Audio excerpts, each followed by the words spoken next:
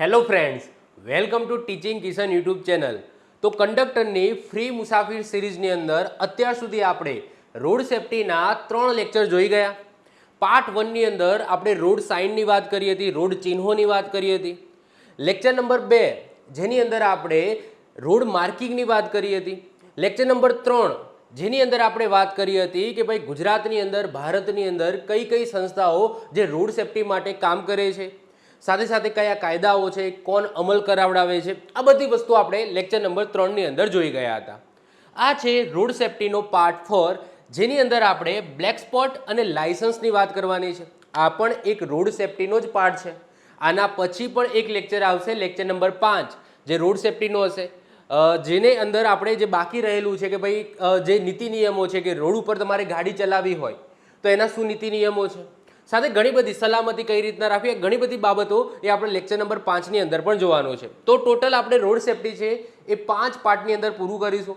ઘણા બધા લોકો નીચે કોમેન્ટની અંદર કહે છે કે સર આટલું જ હોય, મતલબ કે 5 પાર્ટની અંદર આખું રોડ સેફ્ટી પતી જશે? સાહેબ, પતી જશે 5 પાર્ટની અંદર. અને હા, તમારી બુકની અંદર જે છે એ બધું કવર કરી દઈશ. સાથે સાથે તમે પેડ કોર્સ કોઈ લીધો હશે ને તો એની અંદર કમ્પેર કરજો એક વખત કે એની અંદર રોડ સેફ્ટીમાં શું ચલાવ્યું છે અને આની અંદર શું ચલાવ્યું છે, તો એનાથી પણ વધારે તમને આ લેક્ચરોની અંદર પડશે. ઓકે, મારા લેક્ચરો થોડા ફાસ્ટ હોય છે, ઘણી બધી ડિટેલ્સ હું એક લેક્ચરની અંદર મૂકી દઉં છું. મને એવી ટેવ નથી કે ભાઈ અડધો કલાકના આખી સિરીઝ બનાવું, 15 લેક્ચર બનાવું, પરંતુ હું દોઢ કે બે કલાકના આખા મોટા લેક્ચર લઈને બધી માહિતી મેક્સિમમ કવર કરવાનો ટ્રાય કરું છું. તો મારે આના 15 લેક્ચર બનાવવા હોય તો પણ હું બનાવી શકતો હતો, રોજ થોડો એક ટોપિક ચલાવીને, પરંતુ મને અને તમને એ બધી વસ્તુ ના ફાવે. તમને બધી વસ્તુ સડંગ મળે તો તમને મજા આવે કે ભાઈ આખી વસ્તુ મેં ભણી લીધું, એક સાથે ભણી લીધું. બાકી રોડ સેફ્ટીના 15 પાર્ટ બનાવવા હોય તો પણ બની શકે, પરંતુ આપણે માત્ર 5 પાર્ટની અંદર સંપૂર્ણ, ફરીથી કહું છું, સંપૂર્ણ રોડ સેફ્ટી પૂરું કરીશું. જે તમારા લખ્યા છે ને 10 માર્ક્સ, આ 5 લેક્ચરની અંદર એ તમારા 10 માર્ક કમ્પ્લીટ કરી દીધા. ઓકે, હજુ પાર્ટ 5 આવશે. આ રોડ સેફ્ટી પાર્ટ 4 છે, આના પછી પણ એક લેક્ચર આવશે. ઓકે, તો વાત કરીએ આપણે રોડ સેફ્ટી પાર્ટ 4 જેની અંદર આપણે બ્લેક સ્પોટ અને લાયસન્સની વાત કરવાની છે. બીજી વસ્તુ કે ઘણા બધા સ્ટુડન્ટો ખાલી લેક્ચર જોવે છે પરંતુ ચેનલને સબસ્ક્રાઇબ કરતા નથી. મેં મારા એનાલિટિક્સની અંદર જોયું તો એની અંદર તમે જુઓ 40% જે સ્ટુડન્ટો છે એને સબસ્ક્રાઇબ કર્યું જ નથી. માત્ર 60% એવા છે જેમને હું થેન્ક યુ કહેવા માંગીશ કે જે ચેનલ સાથે જોડાયેલા છે, સબસ્ક્રાઇબ કરેલું છે, બેલ આઇકન દબાયેલું છે અને વિડીયો પણ જોવે છે. બાકી 40% એવા છે ખાલી વિડીયો જોવે છે, ચેનલને હજુ સુધી સબસ્ક્રાઇબ નથી કરી. તો મારી વિનંતી છે એ સ્ટુડન્ટોને કે તમે લેક્ચર જોવો છો તો એની નીચે તમને સબસ્ક્રાઇબનું બટન જોવા મળશે, એને દબાવી દો. આ ફ્રીમાં છે, આના માટે તમારે કોઈ પૈસા ભરવાની જરૂર નથી. આનાથી ફાયદો તમને જ થશે. જ્યારે પણ મારો કોઈ નવો વિડીયો આવશે તો એની નોટિફિકેશન તમને મળતી રહેશે. તમે જ્યારે પણ યુટ્યુબ ખોલશો તો પહેલો જ વિડીયો મારો દેખાશે, જેનાથી તમારો કોઈ પણ વિડીયો મિસ નહીં થાય. તો આ સબસ્ક્રાઇબનું બટન છે એ દબાવી દેજો.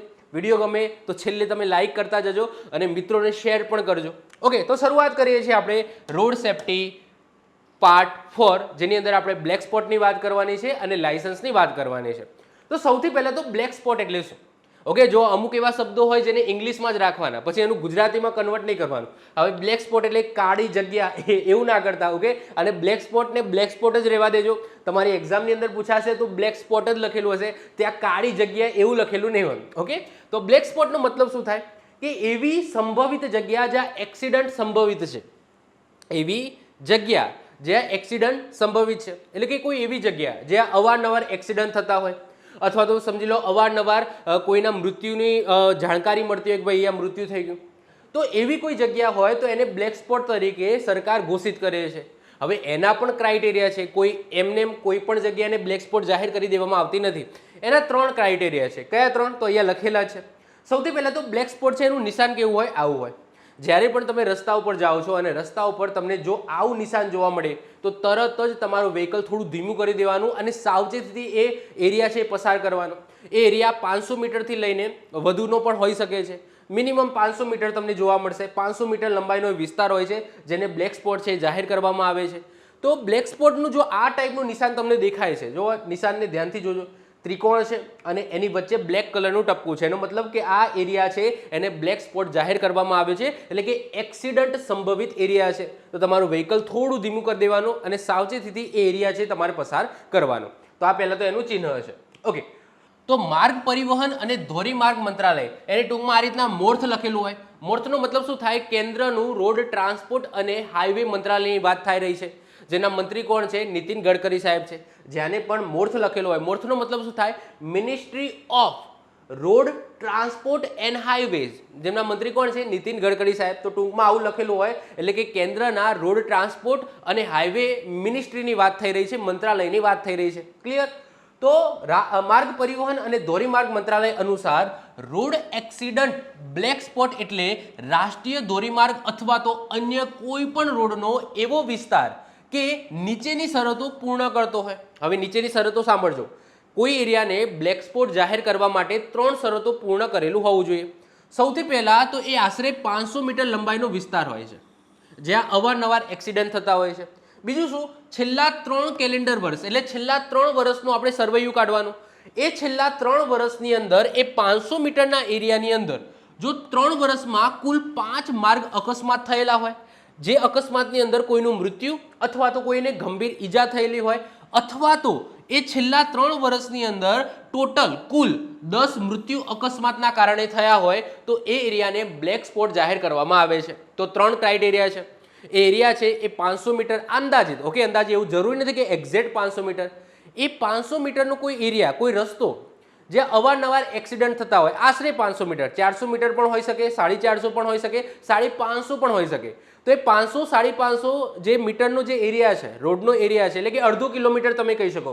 500 મીટર એટલે શું? કે એ અડધો કિલોમીટર એરિયાની અંદર જો અવારનવાર એક્સિડન્ટ થતા હોય. હવે કેટલા એક્સિડન્ટ? તો છેલ્લા 3 વર્ષનું સર્વેયું કાઢવાનું. એ છેલ્લા 3 વર્ષની અંદર કાં તો 5 એક્સિડન્ટ થયેલા હોય, એ એરિયાની અંદર 5 એક્સિડન્ટ થયા હોય, જેની અંદર કોઈનું મૃત્યુ થયું હોય અથવા કોઈને ગંભીર ઈજા થઈ હોય. મૃત્યુ ના થયું હોય પણ એ 5 એક્સિડન્ટની અંદર કોઈને ગંભીર ઈજા થઈ હોય તો, અથવા તો એ અડધો કિલોમીટરના એરિયાની અંદર અકસ્માતના કારણે 10 લોકોના મૃત્યુ થયા હોય. આ બંનેમાંથી ગમે તે એક, ઓકે, આ બંનેમાંથી ગમે તે એક થયેલું હોય તો એવી જગ્યાને બ્લેક સ્પોટ જાહેર કરવામાં આવે છે. ક્લિયર? તો આ 3 કન્ડિશન છે. પહેલા તો લંબાઈ અંદાજિત 500 મીટરની આજુબાજુનો એરિયા હોવો જોઈએ. છેલ્લા 3 વર્ષનું જોવાનું. શું જોવાનું? કે એ એરિયાની અંદર 3 વર્ષમાં કાં તો 5 અકસ્માત થયેલા હોય, 5 એક્સિડન્ટ થયા હોય, જેમાં મૃત્યુ અથવા ગંભીર ઈજા થયેલી હોય, અથવા તો એ છેલ્લા 3 વર્ષની અંદર એ વિસ્તારમાં કુલ 10 મૃત્યુ થયા હોય અકસ્માતના કારણે, નેચરલી નહીં હો, અકસ્માતના કારણે મૃત્યુ થયા હોય, તો એવી જગ્યાને બ્લેક સ્પોટ છે એ જાહેર કરવામાં આવે છે. ક્લિયર છે? ઓકે, અહીંયા નોંધ લખ્યું છે જો કે આ જે બ્લેક સ્પોટ છે ને એ નેશનલ હાઈવેમાં જ નહીં પરંતુ એક્સપ્રેસ વેમાં પણ હોઈ શકે, સ્ટેટ હાઈવેની અંદર પણ હોઈ શકે, મુખ્ય જિલ્લા માર્ગ જે મેજર ડિસ્ટ્રિક્ટ રોડ કહેવામાં આવે છે, MDR મેજર ડિસ્ટ્રિક્ટ રોડ, એની અંદર પણ હોઈ શકે, જિલ્લા માર્ગોની અંદર પણ હોઈ શકે, અધર ડિસ્ટ્રિક્ટ માર્ગ, ODR એટલે અધર ડિસ્ટ્રિક્ટ માર્ગ, પછી ગ્રામ્ય રસ્તાઓ એટલે કે વિલેજ રોડ અને શહેરી રસ્તાઓની અંદર પણ આ લાગુ પડે છે. એવું જરૂરી નથી કે આ માત્ર ને માત્ર હાઈવે ઉપર જ લાગુ પડે, કારણ કે કેન્દ્ર છે, આ મંત્રાલય તમે કેન્દ્રનું જોવો છો એટલે તમને એવું થશે કે માત્ર ને માત્ર નેશનલ હાઈવે ઉપર જ આ વસ્તુ લાગુ પડે. ના, દરેક રસ્તા, વિલેજથી લઈને national highway, even express highway, બધાની અંદર આવું કોઈ એરિયા જો તમને ખબર પડે છે, મંત્રાલયને ખબર પડે છે, તો એ એરિયાને બ્લેક સ્પોટ છે એ જાહેર કરવામાં આવે. આ ટાઈપનું નિશાન છે મૂકી દેવામાં આવે. તો એ સરસ મજાનું ઇમેજથી પણ બતાવ્યું છે કે એરિયા અડધો કિલોમીટરનો 500 મીટરનો એરિયા છે. 3 વર્ષની અંદર આ રીતના કોઈ મેજર એક્સિડન્ટ થયું હોય, અથવા તો આ રીતના છેલ્લા 3 વર્ષની અંદર 10 થી વધારે મૃત્યુ, 10 અથવા 10 થી વધારે મૃત્યુ થયા હોય, તો એવા એરિયાને શું કરવામાં આવે છે? બ્લેક સ્પોટ જાહેર કરી દેવામાં આવે છે. ઓકે, ચલો વધીએ આગળ વાત કરીએ કે બ્લેક સ્પોટની ઓળખ કઈ રીતના થાય છે. એટલે કે માની લો કે કોઈનું એક્સિડન્ટ થયું, કોઈ એરિયાની અંદર એનું એક્સિડન્ટ થયું, થોડા સમય પછી બીજું એક્સિડન્ટ થયું, તો એકચ્યુઅલી બ્લેક સ્પોટ જાહેર કર્યા પહેલા, મતલબ કે આખી ટીમ છે એ જગ્યા ઉપર જાય છે.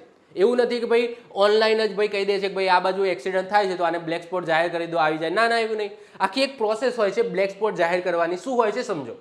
સૌથી પહેલા FIR નો ડેટા લેવામાં આવે છે, કારણ કે સમજી લો કે અકસ્માત થયું છે, આ એરિયાની અંદર અકસ્માત થયું છે, તો ક્યાંક ને ક્યાંક FIR નોંધાઈ હશે. એક્સિડન્ટ થયું હોય તો FIR નોંધાઈ હશે. તો પોલીસ પાસેથી મળેલા અકસ્માતના FIR ડેટાનું વ્યાપક વિશ્લેષણ કરવામાં આવે છે, વ્યાપક એને વિશ્લેષણ કરવામાં આવે. એના પછી સંયુક્ત સર્વે થાય છે, એટલે કે જોઈન્ટ વિઝિટ થાય છે. કોની સાંભળજો, સંયુક્ત સ્થળ મુલાકાત, એટલે કે જોઈન્ટ સાઇટ એટલે કે જગ્યા છે, એ જગ્યાની ઇન્સ્પેક્શન કરવામાં આવે છે, એટલે કે એને નિહાળવામાં આવે છે, જેની અંદર કોણ કોણ જશે? એક તો પોલીસ જશે, ઓકે, ત્યાંની જે લોકલ પોલીસ હશે એ આવશે, પછી RTO આવશે, પછી જે તે માર્ગની માલિકી ધરાવતી એજન્સી, અમુક જે ટોલ નાકા હોય ટોલ નાકાની અંદર આ જ વસ્તુ હોય કે કોઈ એજન્સીએ કોઈ રોડ બનાવ્યો હોય પછી એને ટોલ ઉઘરાવવાની પરમિશન મળી હોય, તો કોઈ એવી એજન્સી દ્વારા કોઈ એ રોડ બનાવ્યો હોય તો એ એજન્સી પણ આવશે, જેમ કે NHAI હોય અથવા માર્ગ અથવા મકાન વિભાગ હોય અથવા તો મ્યુનિસિપલ કોર્પોરેશન હોય અથવા તો કોઈ એવી એજન્સી હોય, એ સંયુક્ત રીતે તે લોકેશનની મુલાકાત લે છે. તેઓ તપાસે છે કે અકસ્માત પાછળ રસ્તાની કોઈ ડિઝાઇન કે કોઈ ભૌમિતિક ખામી જવાબદાર છે કે નહીં. ઓબ્વિયસલી જો કોઈ એક એરિયાની અંદર પર્ટિક્યુલર કોઈ એક એરિયાની અંદર સમજી લો વધારે એક્સિડન્ટ થતા હોય તો એનું કારણ કોઈ એ વ્યક્તિની ભૂલ ના હોય. કદાચ હોઈ શકે કે એ રોડની કોઈ ખામી હશે, કોઈ કદાચ હોઈ શકે કે એ રોડની અંદર કોઈ સાઇન કે એવા મૂક્યા નહીં હોય, સ્પીડ લિમિટ કે એવું કંઈક મૂક્યું નહીં હોય, જેના કારણે અવારનવાર એ એરિયાની અંદર એક્સિડન્ટ થાય છે.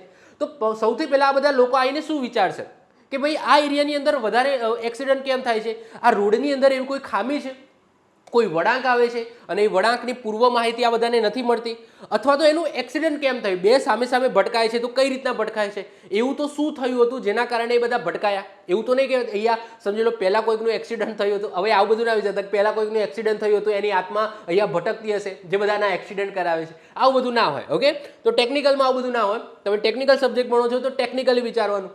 તો આ બધી વસ્તુ જોવામાં આવશે કે ભાઈ એકચ્યુઅલી રોડની કોઈ ખામી છે જેના કારણે એક્સિડન્ટ થાય છે, તો આ બધું જોવામાં આવશે અને એના પછી અંતિમ નિર્ણય લેવામાં આવશે. હવે અંતિમ નિર્ણયમાં શું હશે કે સ્થળની ભૌમિતિક ખામીઓ તપાસ્યા બાદ અંતિમ નિર્ણય લઈને તે જાણ કોને કરવામાં આવશે, DRSC એટલે કે ડિસ્ટ્રિક્ટ રોડ સેફ્ટી કમિટીને કરવામાં આવશે અથવા તો CRSC ને કરવામાં આવશે કે ભાઈ આ જગ્યા ઉપર આ ટાઈપની ખામી છે, આને સુધારો, તાત્કાલિક સુધારો. જો રોડ ચિહ્નની મતલબ મૂકવાનું હોય તો એજ ઓફ નાઉ તમે રોડ ચિહ્ન મૂકી દો, ટેમ્પરરી મૂકી દો, અથવા તો રસ્તો આ જગ્યા ઉપર એવું લાગે છે પહોળો કરવાનો છે તો એ તમે એક્શન ચાલુ કરી દો. એમાં એક્શન બે રીતના લેવાશે. શું? સૌથી પહેલા ટૂંકા ગાળાના પગલાં લેવાશે અને એના પછી લાંબા ગાળાના કાયમી પગલાં લેવાશે. હવે સમજાવો.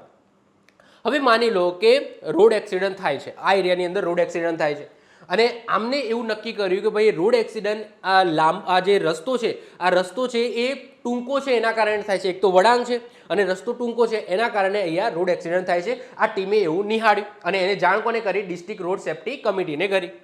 હવે સૌથી પહેલાં શું કરવામાં આવશે કે રોડ સમજી લો કે પહોળો કરવાની જરૂર છે. હવે એ લોંગ ટર્મ પ્રોસેસ છે. ઓકે, જે રોડ છે પહોળો કરતાં કરતાં કદાચ 6 મહિના લાગી શકે, કદાચ 1 વર્ષ પણ લાગી શકે.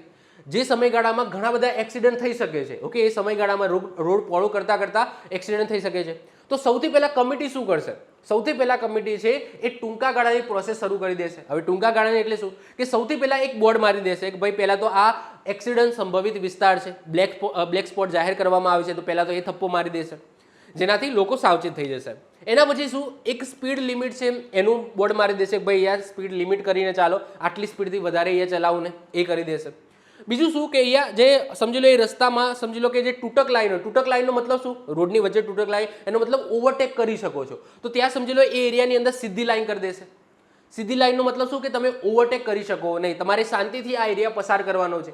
તો આને શું કહેવામાં આવે, ટૂંકા ગાળાની જે પગલાં કહેવામાં આવે કે ટેમ્પરરી તમે ટૂંકા ગાળાના પગલાં લઈ લો જેથી એક્સિડન્ટ બચાવી શકાય. અને એના પછી લોંગ ટર્મ સમજી લો રોડ પહોળો કરવાનો છે કે જે તે વસ્તુ કરવાની છે, ઓવરબ્રિજ બનાવવાનો છે, અંડરપાસ બનાવવાનું છે આ એરિયાની અંદર, એ પછી કરજો કારણ કે એમાં વાર લાગી શકે છે.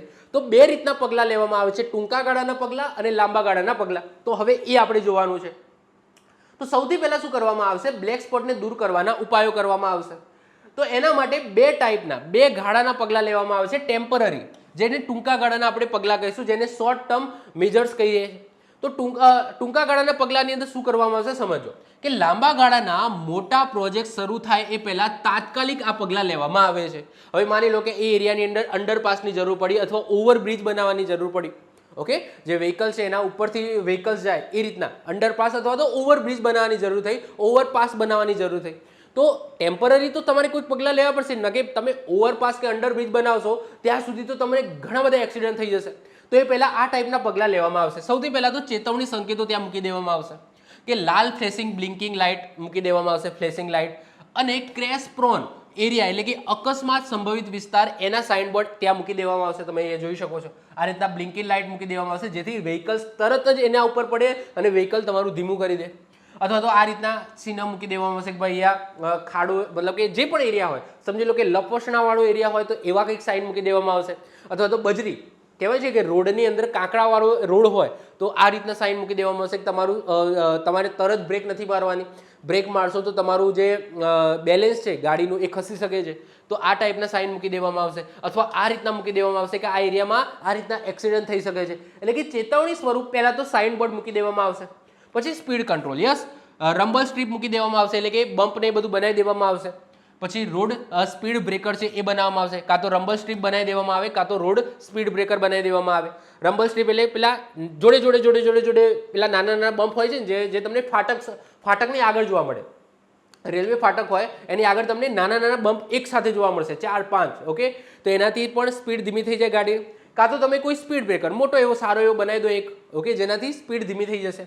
પછી માર્કિંગ અને રેલિંગ, તો રોડ પેમેન્ટ માર્કિંગ અથવા તો ઝેબ્રા ક્રોસિંગ જેવી રાહદારીઓની સુવિધાઓ અને ક્રેશ બેરિયર રેલિંગ લગાવવી, એટલે કે જે પણ એરિયા હોય એને જે સંભવિત જે કામ કરવાનું થાય છે એ કરવાનું.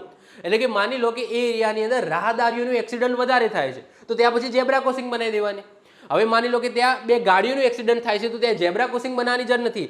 સમજી લો કે ત્યાં કોઈ એવો એરિયા છે જ્યાં વ્હીકલ છે સીધા ખાડીમાં પડી જાય છે. સમજી લો આ રીતના વળાંક છે, આ રીતના વળાંક છે ને અહીંયા ખાડી છે, ઓકે, અને મેક્સિમમ અહીંયાથી કોઈ ગાડી છે પસાર થાય પહેલા અહીંયા ખાડીમાં પડી જાય છે, ઓકે, ખાડીમાં પડી જાય છે. આ રીતના સમજી લો કે આ એરિયા એક્સિડન્ટ સંભવિત વિસ્તાર બને છે, તો સૌથી પહેલા શું કરવામાં આવશે, અહીંયા રેલિંગ બનાવી દેવામાં આવશે, જેનાથી કોઈ રોડની નીચે ના ઉતરી જાય, રેલિંગ દેખાય અને એક ચમકતી રેડિયમ પટ્ટી છે તે અહીંયા આ રીતના આખા વળાંકની અંદર લગાવી દેવામાં આવશે, જેથી અહીંયા કોઈનું અકસ્માત ના થાય. સમજો છો?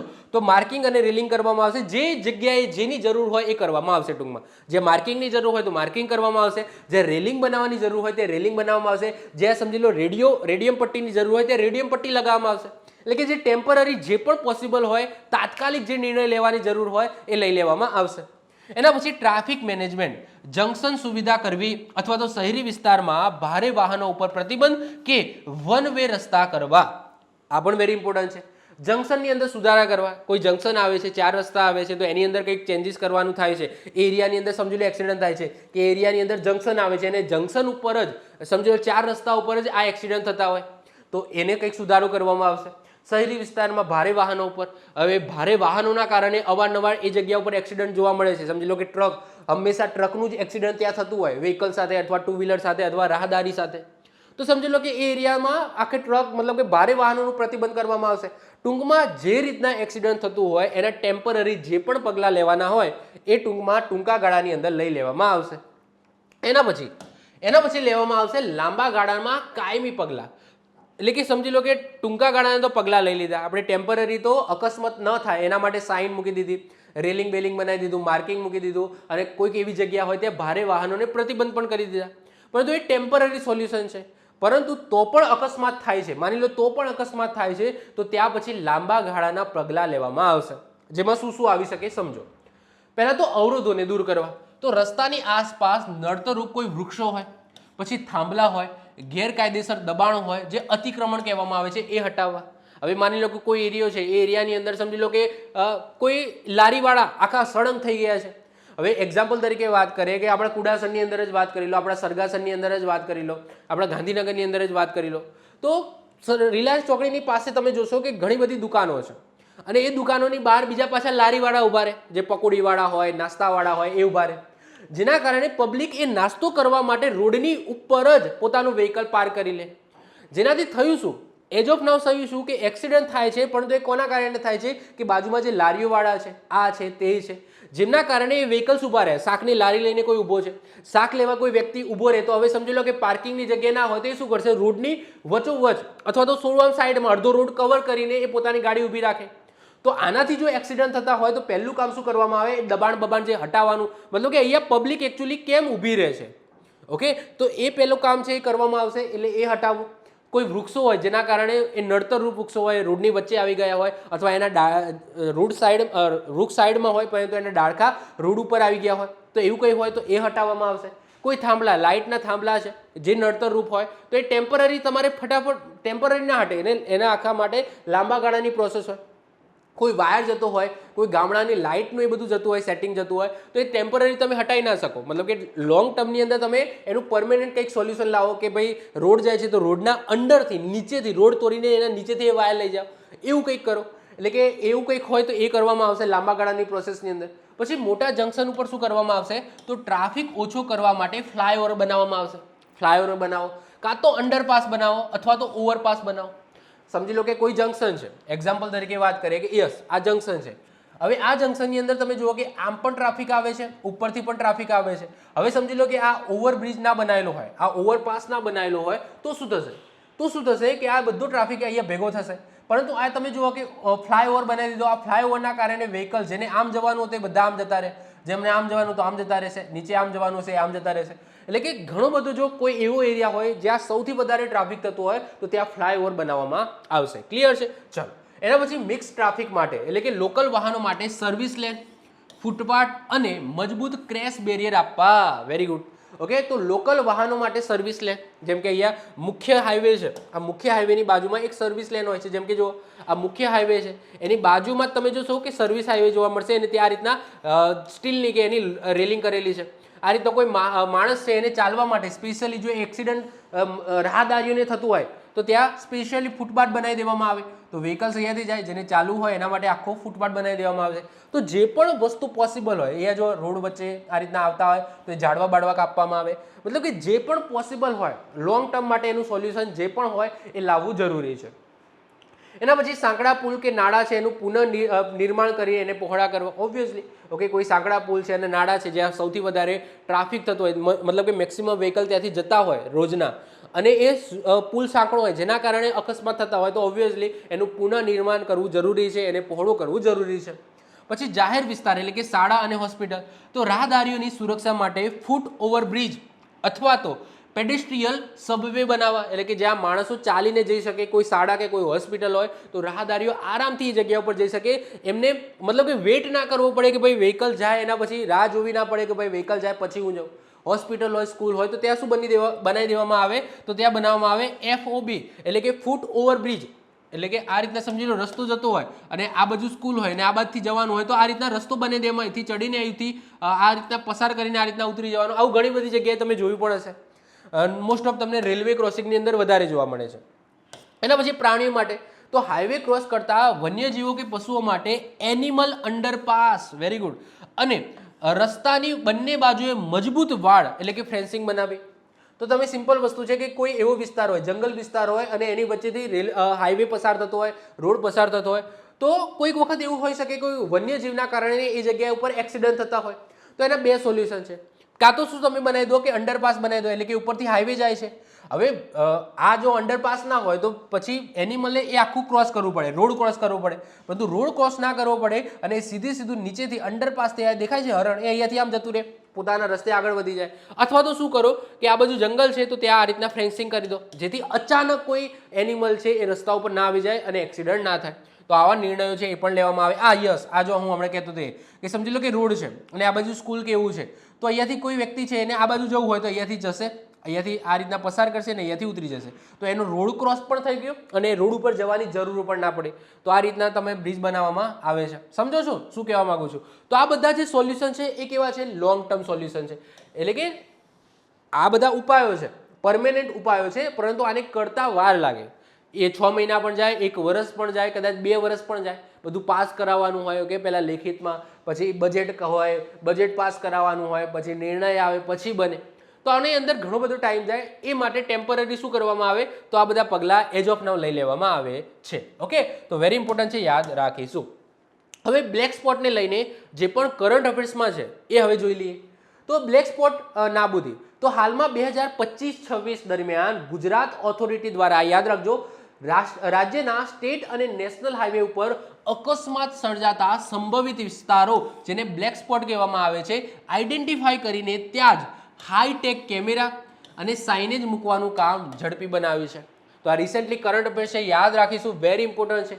જે પણ બ્લેક સ્પોટ જાહેર કરવામાં આવે છે, જે અકસ્માત સંભવિત વિસ્તાર કહેવામાં આવે છે, ત્યાં ગુજરાત ઓથોરિટી દ્વારા રાજ્યના સ્ટેટ અને નેશનલ હાઈવે ઉપર, યાદ રાખજો, હાઈટેક કેમેરા અને સાઇનેજ મૂકવાનું કામ છે એ હાથ ધર્યું છે, ઝડપી બનાવવાની કામ કરી છે. કે અહીંયા સમજી લો એક્સિડન્ટ વધારે થાય છે તો ત્યાં પણ કેમેરા, સાથે સાથે સાઇન, બે વસ્તુ અહીંયા આ રીતના કરવામાં આવે છે.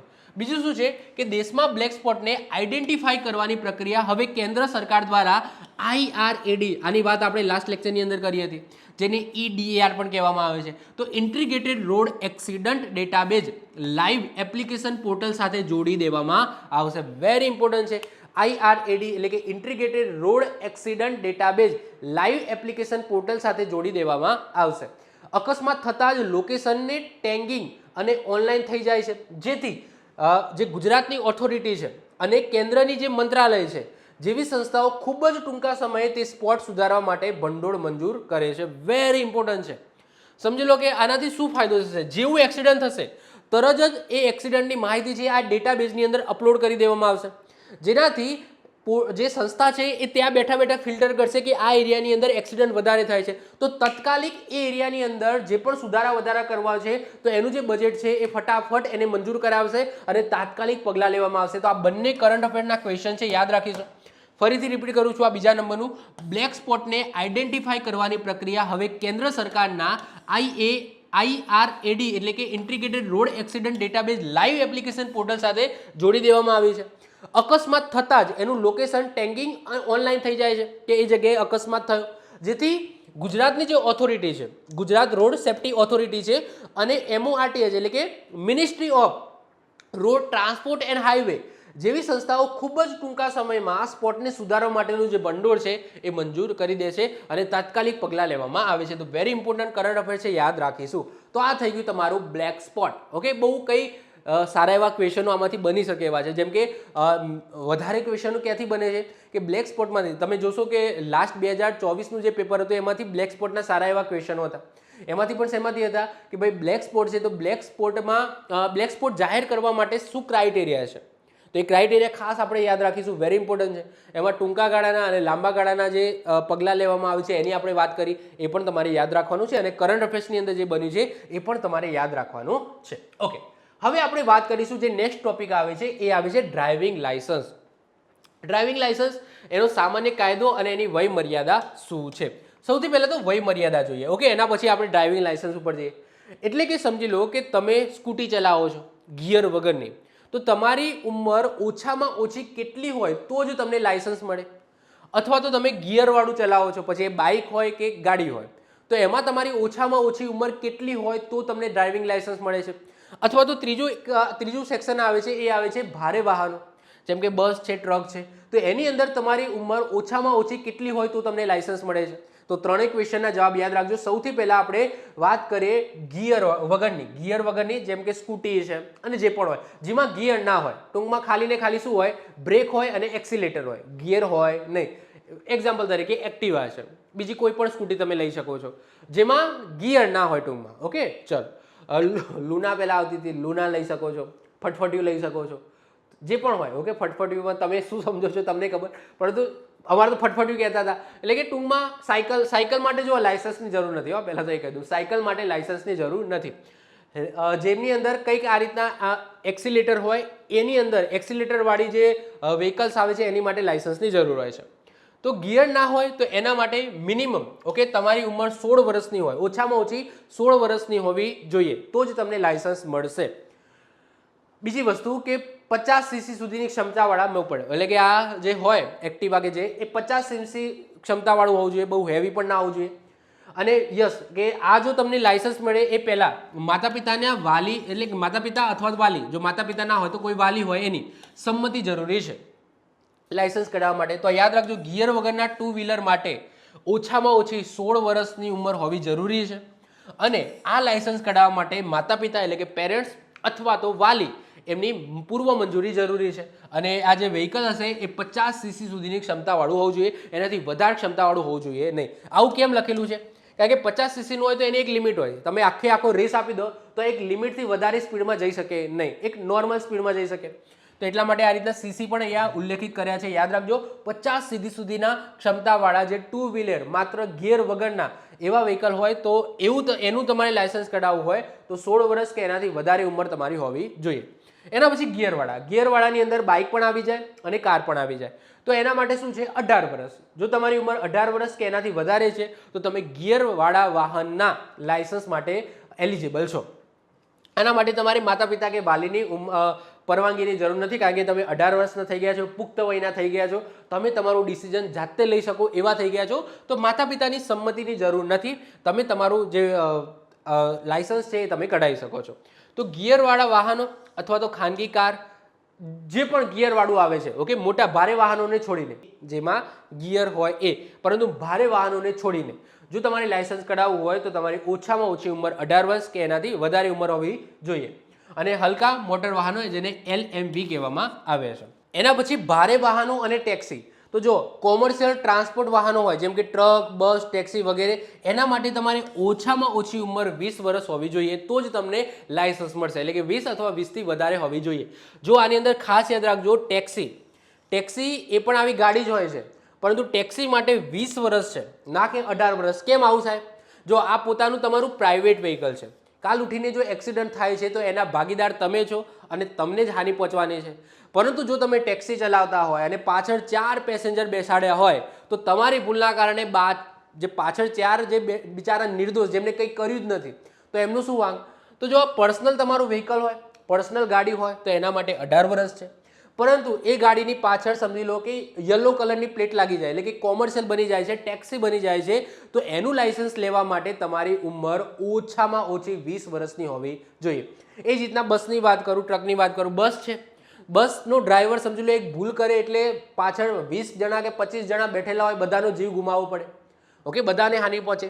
તો અહીંયા તમે જો એક મેચ્યોરિટી કરતાં પણ થોડું વધારે મેચ્યોર હોવું જોઈએ, એટલે કે 20 વર્ષ અથવા એનાથી વધારે ઉંમરનું તમે છો તો જ તમને ભારે વાહનો જેમ કે કોઈ છોટા હાથી છે, જે માલ સામાનની હેરાફેરી કરે છે, અથવા તો બસ છે, ટ્રક છે, અથવા તો ઇવન ટેક્સી છે, ઓકે, જેની અંદર પેસેન્જર લઈ જવાના છે, તો આના માટે યાદ રાખજો તમારે 20 વર્ષ કે એનાથી વધારે ઉંમર હોવી જોઈએ. વેરી ઇમ્પોર્ટન્ટ છે, યાદ રાખીશું. ઓકે, ચલો વધીએ આગળ.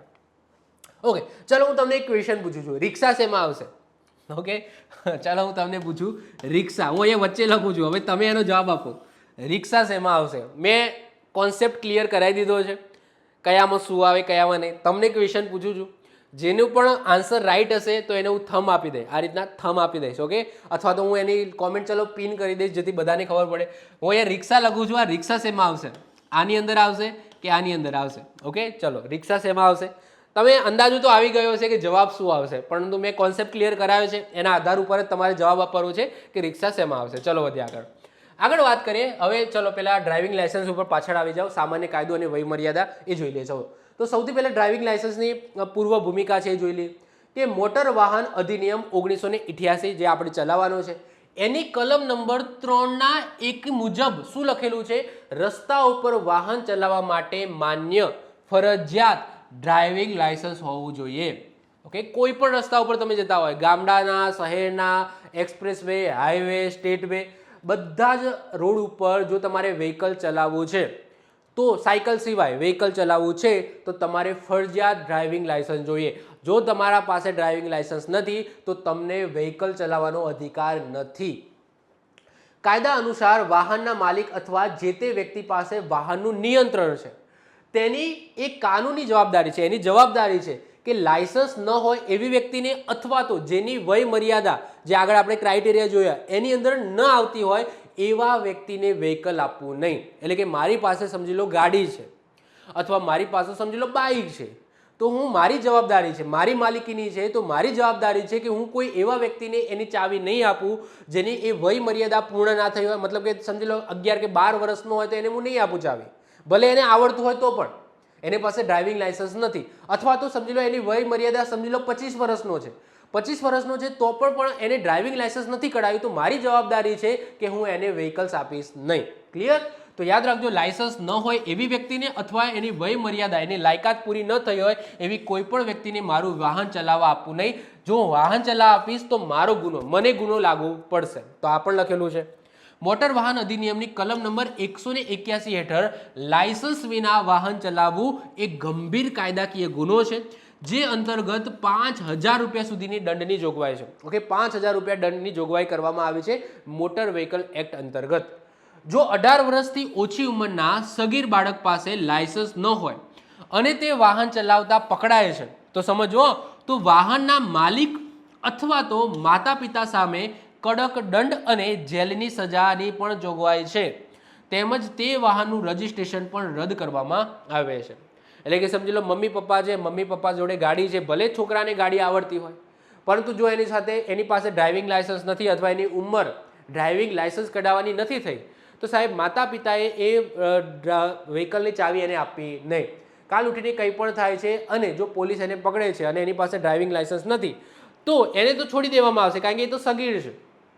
કાં તો એ તો સગીર છે, તો નાનો છે, પરંતુ એના માતા પિતાને દંડની જોગવાઈ છે. માતા પિતાને કાં તો દંડ ભરવો પડશે, કાં તો જેલની સજા પણ થઈ શકે છે, કાં તો જે વ્હીકલ એ ચલાવતો હતો એને રદ કરી દેવામાં આવે છે, એનું રજિસ્ટ્રેશન છે એ રદ કરી દેવામાં આવે છે.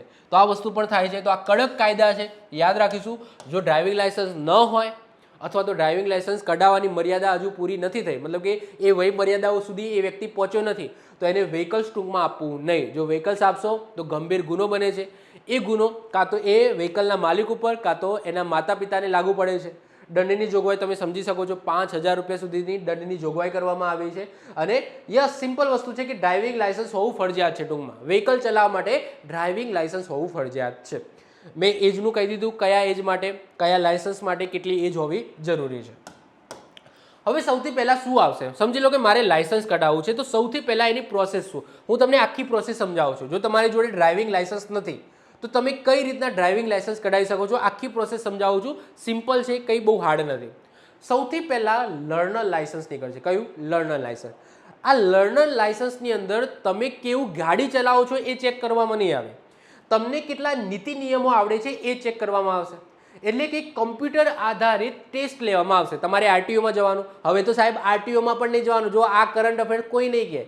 રિસેન્ટલી 2025-26નો કરંટ અફેર્સ હું તમને કહું છું કે હવે લર્નર લાયસન્સ કઢાવવા માટે તમારે આરટીઓ જવાની જરૂર નથી સાહેબ. ઘરે બેઠા બેઠા તમને લર્નર લાયસન્સ મળી શકે છે. ઓકે, તો સ્ટેપ 1, લર્નર લાયસન્સ મેળવવા માટે હવે તમારે આરટીઓ જવાની જરૂર નથી, ઘરે બેઠા બેઠા મળી શકે છે. કઈ રીતના શું પ્રોસેસ છે સમજાવું છું. તો સૌથી પહેલાં લર્નર લાયસન્સ શું છે એ સમજો. તો ઘરે બેઠા બેઠા, અત્યારે ઘરે બેઠા બેઠા કહું છું, પહેલાં આરટીઓમાં જવાનું હતું. તો સૌથી પહેલાં એક એપ્લિકેશન ભરવાનું આવે છે કે ભાઈ મારે લર્નર લાયસન્સ કઢાવવાનું છે. એના પછી તમને તારીખ આપવામાં આવશે અને એ તારીખે પહેલાં આરટીઓ જવાનું હતું અને આરટીઓમાં જઈને કમ્પ્યુટર આધારિત તમારી ટેસ્ટ લેવાતી હતી, જે અત્યારે તમે ઘરે પણ આપી શકો છો. એની અંદર રોડ ચિહ્નો, મેં જે પહેલો લેક્ચર લીધું ને એની અંદર જે રોડ ચિહ્નો હતા ને કે ભાઈ આ ચિહ્ન હોય તો શું કરવું, આ ચિહ્ન હોય તો શું કરવું, રોડની તમે રોડ ઉપર જઈ રહ્યા છો, આ ચિહ્ન દેખાય તો શું કરવું, આ ચિહ્ન દેખાય તો શું કરવું. તો આવી જે રોડ સેફટી અને રોડ અંતર્ગત જે ક્વેશ્ચનો હોય તમને કમ્પ્યુટરની અંદર એમસીક્યુ સ્વરૂપે તમને પૂછે છે. તમારા જો માર્ક્સ સાચા હોય, અમુક એરિયાથી, મતલબ કે અમુક એવું ક્રાઇટેરિયા રાખ્યો છે, એનાથી વધારે માર્ક્સ હોય તો તમે આ એક્ઝામ પાસ કરી દીધી અને તમને તરત એટલે કે બીજા દિવસે જ તમને લર્નર લાયસન્સ મળી જશે. હવે લર્નર લાયસન્સનો મતલબ શું? લર્નર લાયસન્સનો મતલબ એટલો જ છે કે તમને ગાડી ચલાવતા નથી આવડતું, પરંતુ રોડ ઉપર ગાડી ચલાવવા માટેના નીતિ નિયમો આવડે છે.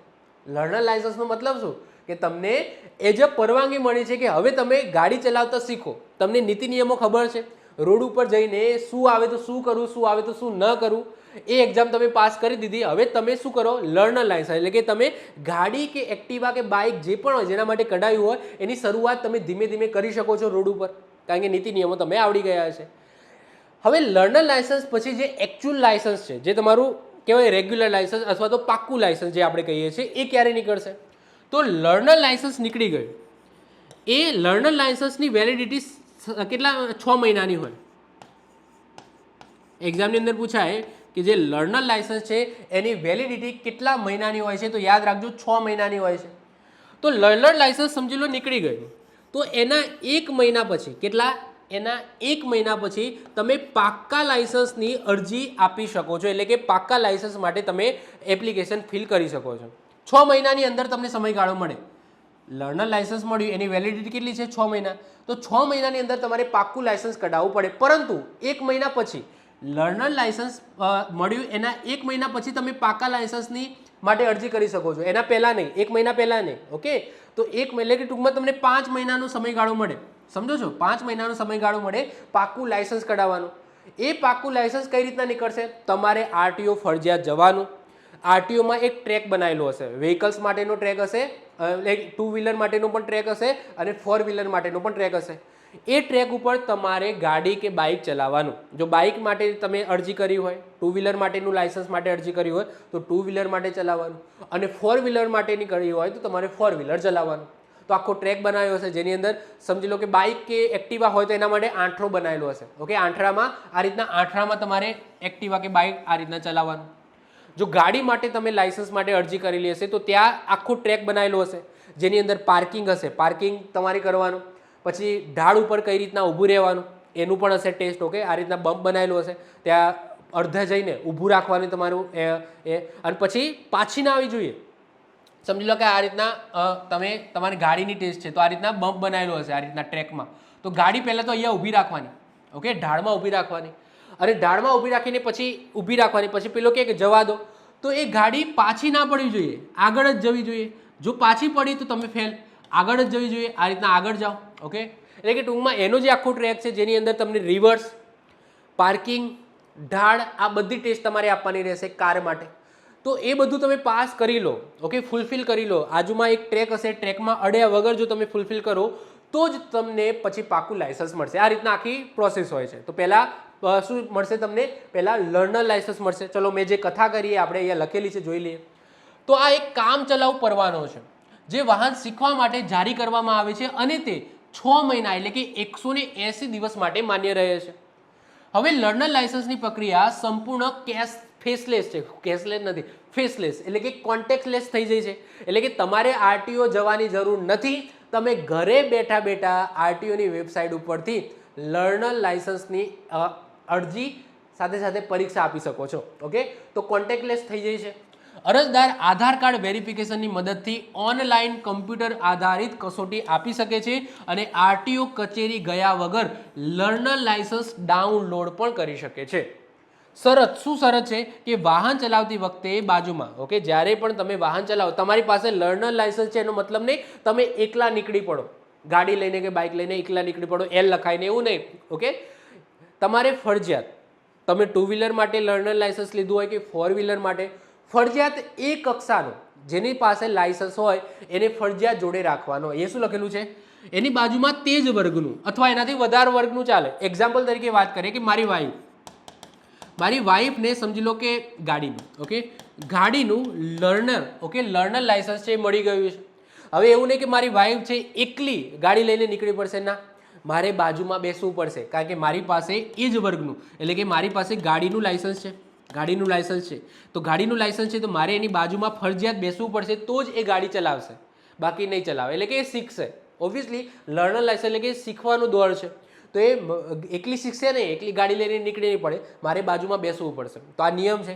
એ જ વર્ગનું લાઇસન્સ ધરાવતા ઇન્સ્ટ્રક્ટર અથવા તો પરીક્ષક, ઓકે, બેસાડવો ફરજિયાત છે જો લર્નર લાઇસન્સ છે તો.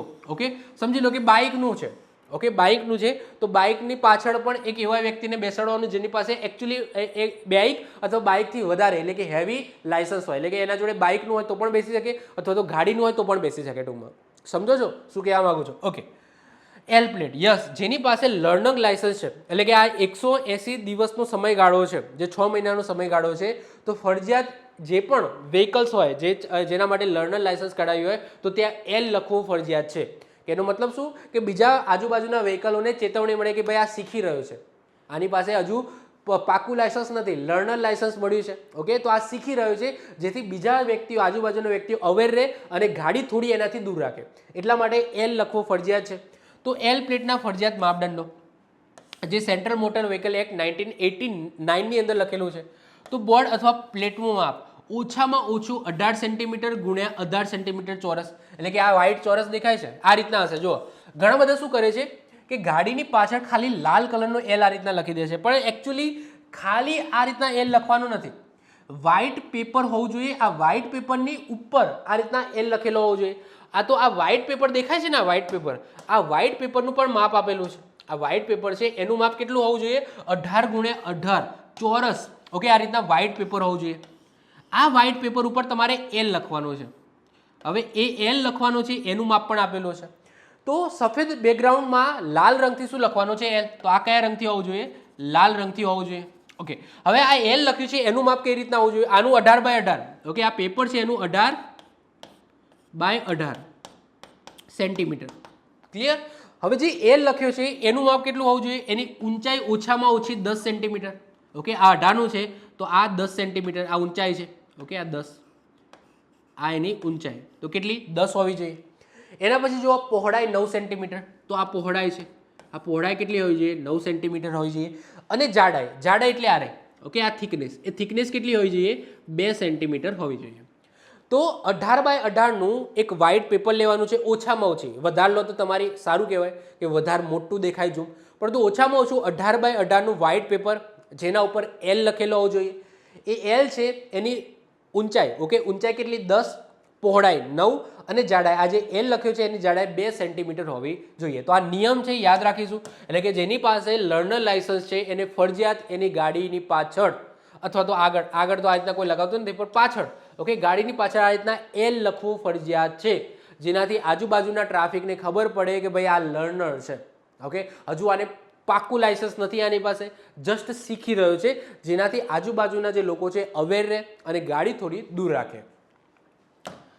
ઓકે, હવે વાત કરીએ પાકા ડ્રાઇવિંગ લાયસન્સની. ઓકે, લર્નર મળી ગયું, હવે પાકું લાયસન્સ કઢાવવું હોય તો શું હોય છે એની પ્રોસેસ? તો સમયગાળો જુઓ કે લર્નર લાયસન્સ જારી થયાના 30 દિવસ પછી તમે કઢાવી શકો. 30 દિવસ પછી, એના મતલબ કે 30 દિવસ સુધી તમે પાકા લાયસન્સ માટે ટેસ્ટ આપી શકો નહીં. તો લર્નર લાયસન્સ મળ્યું એના પછી તમને 30 દિવસનો સમયગાળો મળે છે કે તમે થોડું શીખી લો, ગાડી બાડી રોડ ઉપર ચલાવો, બાજુમાં ઇન્સ્ટ્રક્ટર બેસાડીને થોડી ગાડી બાડી કે એક્ટિવા કે બાઇક તમે શીખી લો. શીખી લીધું તો 30 દિવસ પછી તમે પાક્કા લાયસન્સ માટે અરજી કરી શકો છો. તો 30 દિવસ પછી અને 6 મહિનાની અંદર, ઓકે, કારણ કે લર્નર લાયસન્સ 6 મહિના સુધી જ વેલિડ છે, તો એ 6 મહિનાની અંદર તમારે પાક્કું લાયસન્સ કઢાવવાનું છે. પરંતુ 30 દિવસ પછી એટલે કે ટૂંકમાં તમને પાક્કા લાયસન્સ માટે 5 મહિનાનો સમયગાળો મળે. ઓનલાઈન તમારે શેના ઉપર જવાનું છે?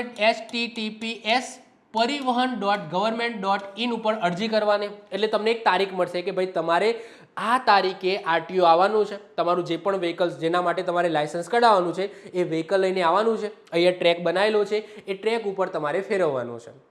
તમારે આજુબાજુની સાઈડને અડવું ના જોઈએ. એક્ટિવા કે બાઇક હોય તો નીચે પગ ના મૂકવાનું. જેવું સ્ટાર્ટ કીધું તો એના પછી ગાડી ચલાવી, ઓકે, એક્ટિવા કે બાઇક ચલાવ્યું એના પછી એનો જે પગ છે ને એ નીચેના અરજદારનો પગ નીચે ના અડવો જોઈએ. ઓકે, એવું નહીં કે વચ્ચે કંઈક આવ્યું તો પછી નીચે મૂકી દો પછી ફરીથી ચલાવે, એવું નહીં. ફેલ થઈ ગયા એનો મતલબ. એક વખત સ્ટાર્ટ થયું એટલે આંઠો તમારો પૂરો થવો જોઈએ. ઓકે, આંઠો તમારે પૂરો થયો. બીજી વસ્તુ કે આરટીઓમાંથી તમને વ્હીકલ્સ મળશે નહીં, તમારે ઘરેથી તમારું વ્હીકલ્સ જાતે લઈને જવાનું. પછી 2 વ્હીલર હોય તો 2 વ્હીલર, 4 વ્હીલર હોય તો 4 વ્હીલર. ટૂંકમાં તમારે તમારી રીતના જે પણ 4 વ્હીલર કે 2 વ્હીલર છે તમારે ઘરેથી જાતે લઈને જવાનું હોય છે.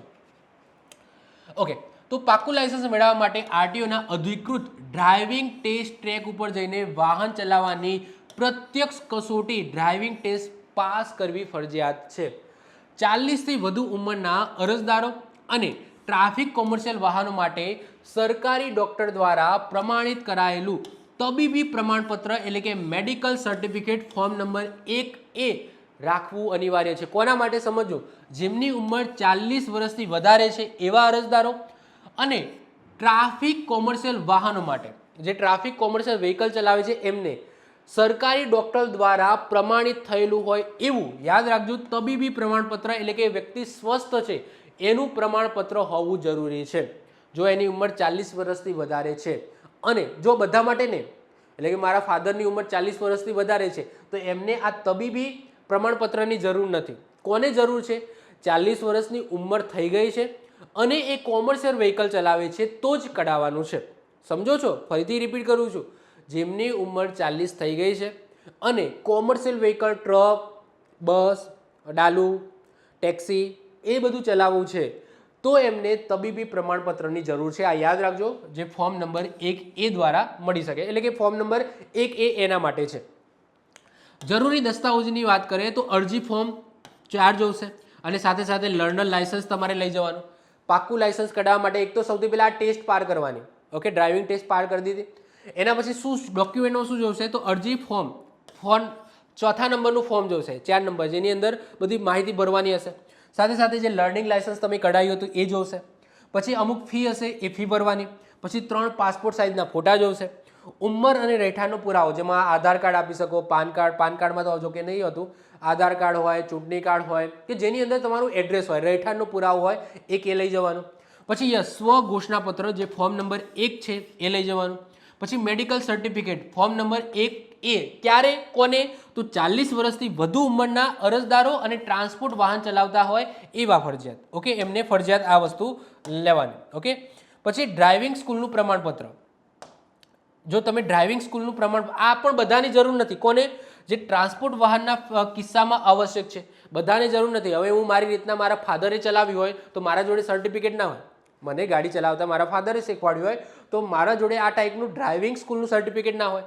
પરંતુ જો ટ્રાન્સપોર્ટ વાહનના કિસ્સામાં આ વસ્તુ આવશ્યક છે, જે ટ્રાન્સપોર્ટ વ્હીકલ ચલાવવું છે તો એ ક્યાંક ને ક્યાંક કોઈકના જોડેથી, કોઈક ડ્રાઇવિંગ સ્કૂલમાંથી એ વસ્તુ ચલાવેલી, મતલબ કે શીખેલી હોવી ફરજિયાત છે.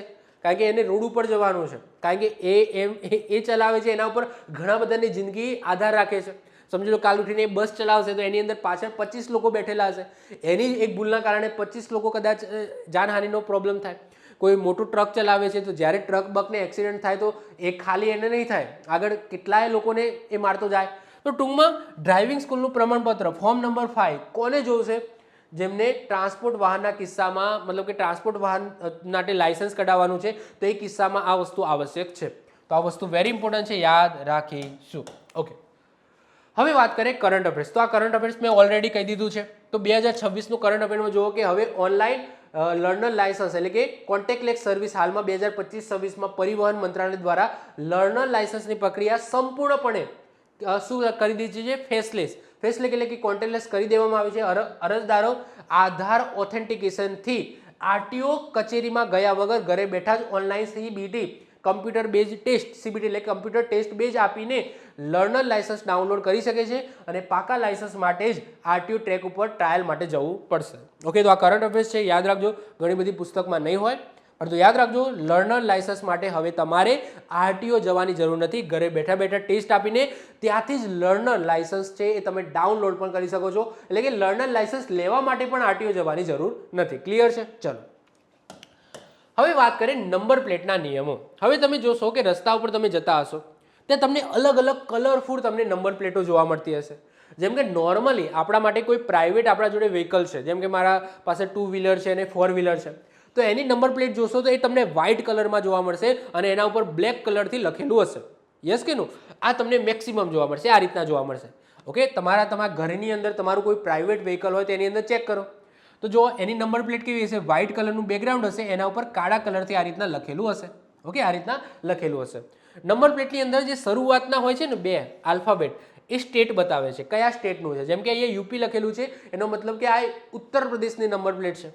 આપણે અહીંયા તમને જીજેથી શરૂઆત કરેલી હશે. ઓકે, આપણા ગુજરાતની અંદર જે પણ વ્હીકલો રજિસ્ટ્રેશન કરાયું હશે તો એની જે નંબર પ્લેટની જે સિરીઝ છે એ જીજેથી શરૂ કરી છે. જીજેનો મતલબ થાય ગુજરાત. એના પછી તમને બીજા 2 આંકડા છે એ લોકલ એરિયાના જોવા મળશે. જેમ કે ગાંધીનગરની અંદર જીજે 18, પછી અમદાવાદમાં જાઓ તો જીજે 1 જોવા મળે. તો અલગ અલગ જગ્યાએ, મહેસાણા જાઓ તો આઈ થિંક જીજે 2 છે. તો અલગ અલગ જે આરટીઓ છે એ આરટીઓ જે જગ્યાની આરટીઓ હોય તો ત્યાં અલગ અલગ સિરીઝ ચાલતી હોય. જેમ કે આપણા ગાંધીનગરમાં જીજે 18 ચાલે છે. ક્લિયર? મહેસાણામાં આઈ થિંક જીજે 2 છે, અમદાવાદમાં જીજે 1 છે, અમદાવાદમાં બીજા ઘણા બધા એરિયા વાઇઝ 2-3 આરટીઓ તો બધાની અલગ અલગ હશે. એટલે અમદાવાદમાં જીજે 1 પણ ચાલે છે, બીજું પણ છે, ઘણા બધા છે. તો એ આગળ લિસ્ટ આવશે જ્યારે હું નિગમને લગતી માહિતી ચલાવીશ ને એ વખતે આખું લિસ્ટ પણ આપીશ તમને. તો એ હોય છે. પછી તમને આલ્ફાબેટ જોવા મળશે, 2 અથવા 1 આલ્ફાબેટ જોવા મળશે જે રેન્ડમ હોઈ શકે છે.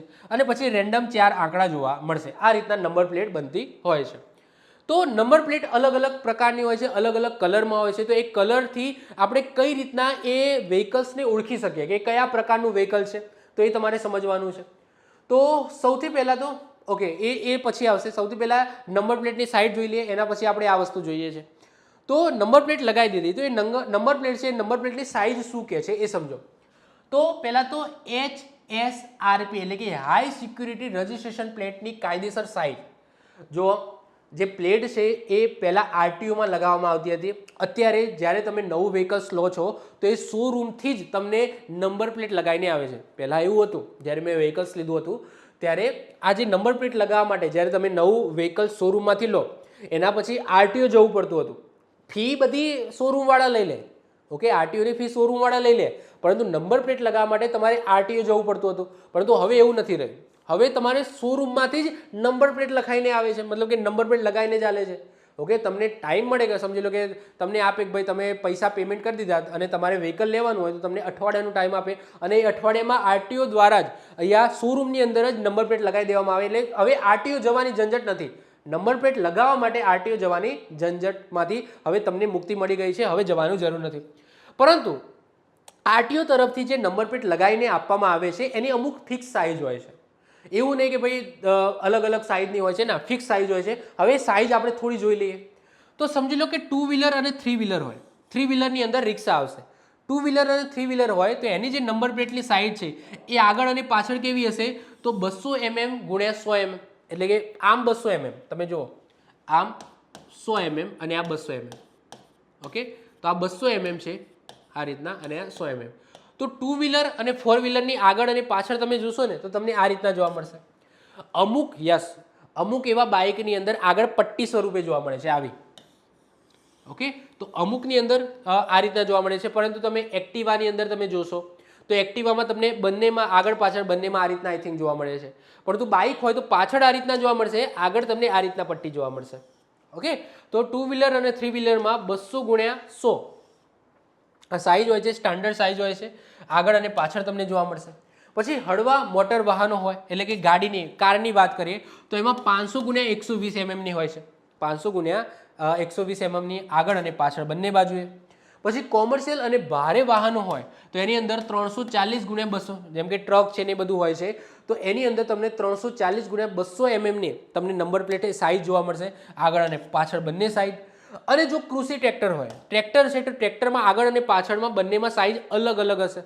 તો આગળ કેટલી હશે? 285 ગુણ્યા 45 અને પાછળ શું હશે? 200 ગુણ્યા 100. ઓકે, તો આગળ અને પાછળ અલગ અલગ સાઇઝ તમને જોવા મળે છે. શેની અંદર? કૃષિ ટ્રેક્ટરની અંદર. બાકી આ સ્ટાન્ડર્ડ સાઇઝ છે જે આરટીઓ દ્વારા પબ્લિશ કરવામાં આવેલી છે કે જે નંબર પ્લેટ છે, નંબર પ્લેટની સાઇઝ શું હશે અને આરટીઓ દ્વારા જ લગાવવામાં આવે છે. ઓકે, આપણે લગાવવાની હોતી નથી, એટલે આપણે કંઈ ઝંઝટ નથી કે ભાઈ આપણે આવી બનાવડાવવાની કે એવું કંઈ ઝંઝટ નથી હોતી. આ કોના દ્વારા લગાવવામાં આવે છે? આરટીઓ દ્વારા જ લગાવવામાં આવે છે. કાલ ઉઠીને આ તૂટી જાય છે, બ્રેક થઈ જાય છે, કોઈ કારણસર તૂટી જાય છે, એક્સિડન્ટ કે એમાં, તો આ ફરીથી પણ તમારે આરટીઓ જઈને જ લગાવવાની.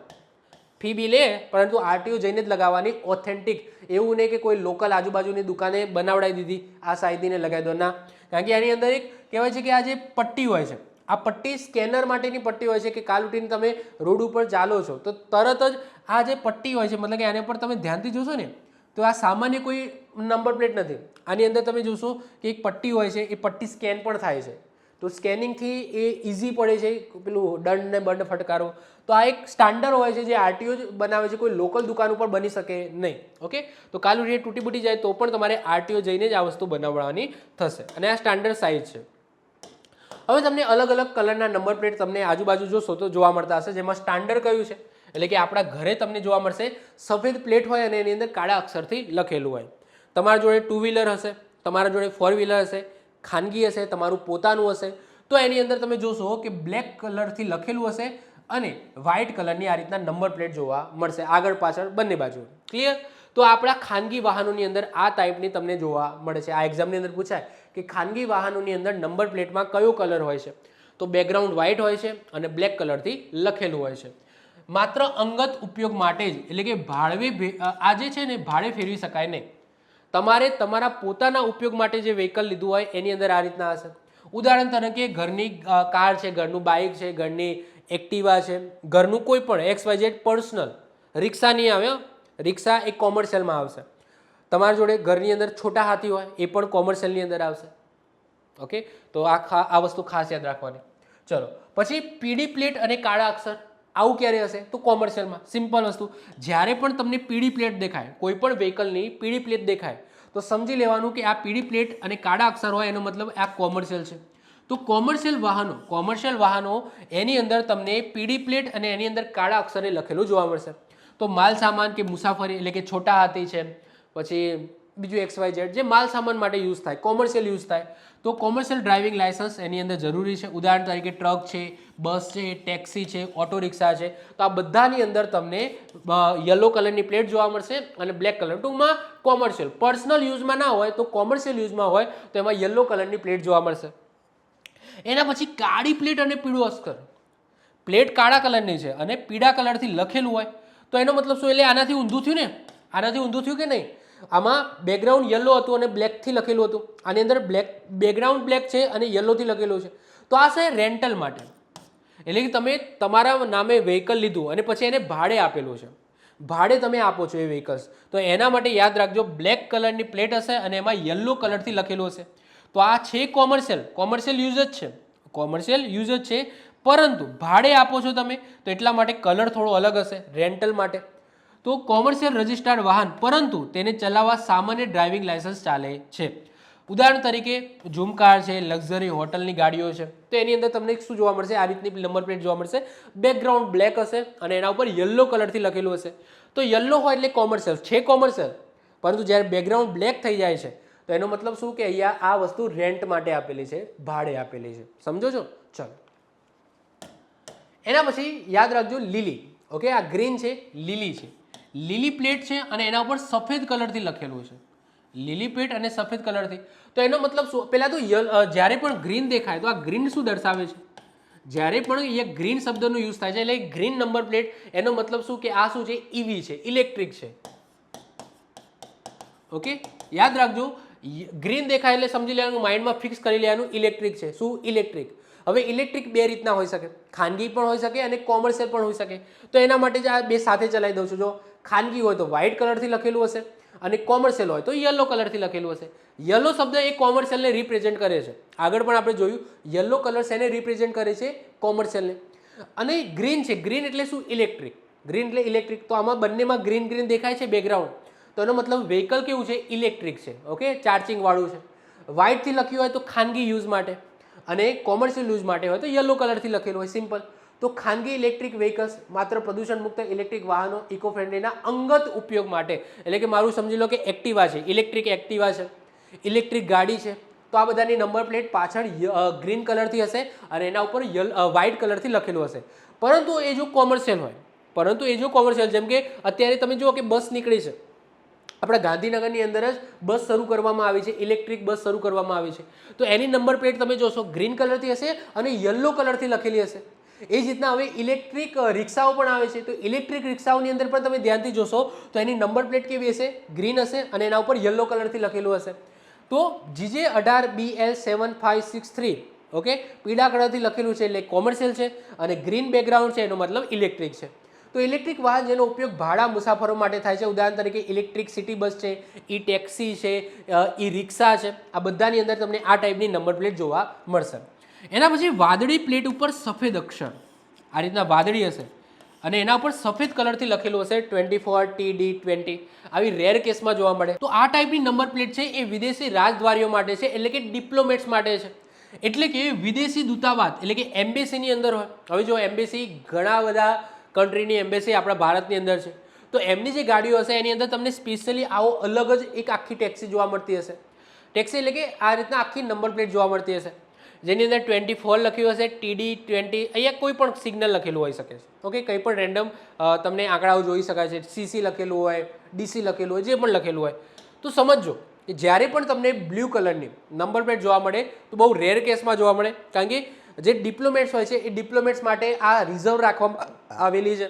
તો વિદેશી દૂતાવાસ એટલે કે એમ્બેસીના અધિકારીઓ માટે રાજ્યના કોડ GJMH ને બદલે દેશના કોડ UNCDCC લખેલું તમને જોવા મળશે. ક્લિયર? તો વેરી ઇમ્પોર્ટન્ટ છે, યાદ રાખીશું.